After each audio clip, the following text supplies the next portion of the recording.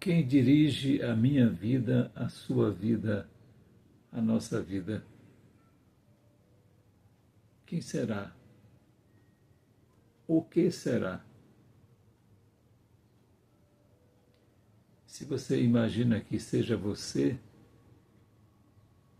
eu acredito que esteja pensando muito pouco na dimensão que seja a vida.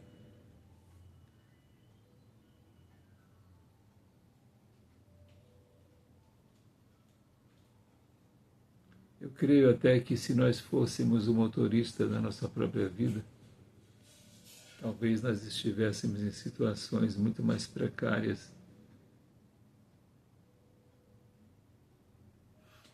É curioso você fazer reabobinar a sua história de vida, né? Isso vai aqui para você também uma sugestão. Reabobinar a sua história de vida. Olha um pouco para trás, né? Você vai se dar conta de que tem muita coisa, teve muita coisa que você foi de alguma maneira empurrado para aquilo. Você foi de alguma maneira em outras oportunidades, você foi guiado para aquele momento, para aquele espaço, né? E aí você vai perceber a importância do que eu chamo de guia espiritual.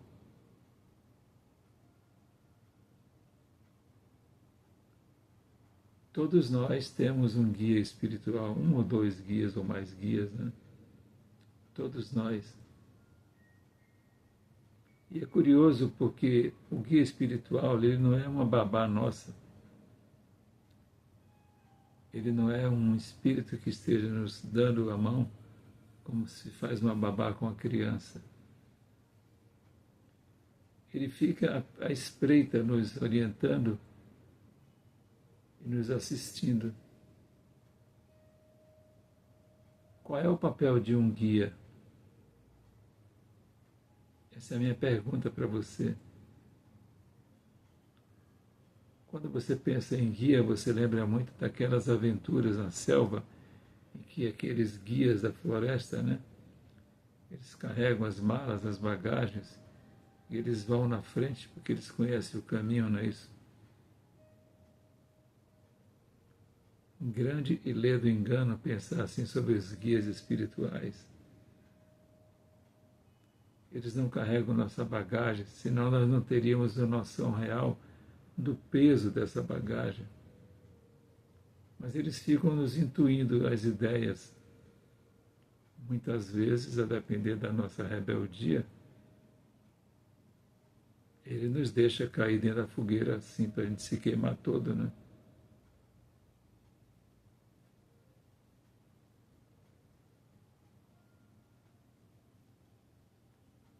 O guia espiritual é alguém que você consulta muitas vezes através das suas orações,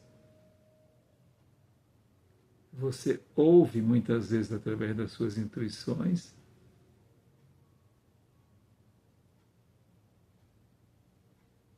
você não concorda muitas vezes com ele, que você queria fazer diferente, né? Faça. É o nosso livre-arbítrio nos convidando ao exercício da nossa tarefa. Mas é muito difícil a gente entender de fato como é que funciona isso, né? Se fosse fácil, nós não estaríamos aqui conversando um pouco sobre isso. Muita coisa é dita por aí afora que não bate com a realidade, né?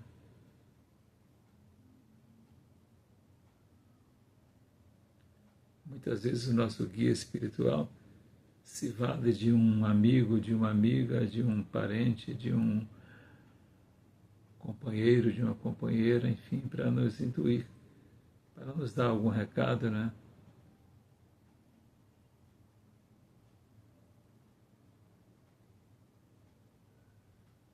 Recado, sim.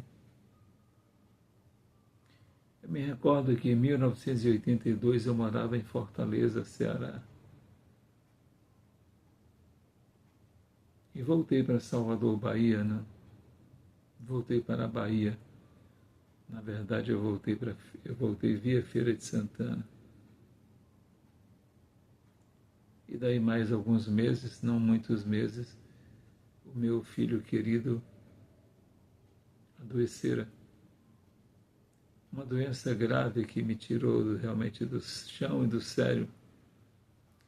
E seguramente, se eu estivesse em Fortaleza, eu não teria o acolhimento e o apoio que me foi ofertado estando aqui na Bahia junto com os amigos e familiares. Aí eu ingressei numa área de trabalho para que tivesse condições de auxiliar no custeio do tratamento. Uma vez que encerrou o tratamento, a atividade também encerrou. E eu, de maneira pacífica, acolhi, sem buscar nenhum tipo de litígio ou coisa parecida, o que poderia ser feito.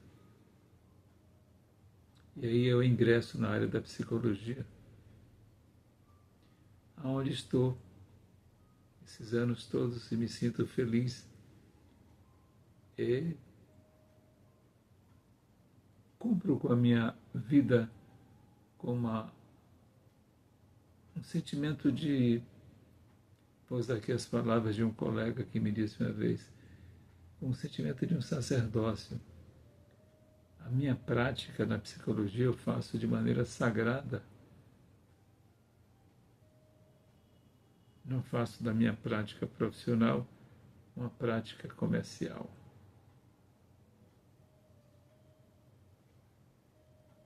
De jeito algum. Quem me guia? Quem guia você?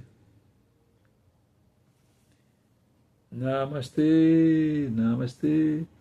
O Deus que habita em mim, cumprimento o Deus que habita em você. Jesus esteja em tuas posturas, em tuas decisões. Muita paz, muita paz.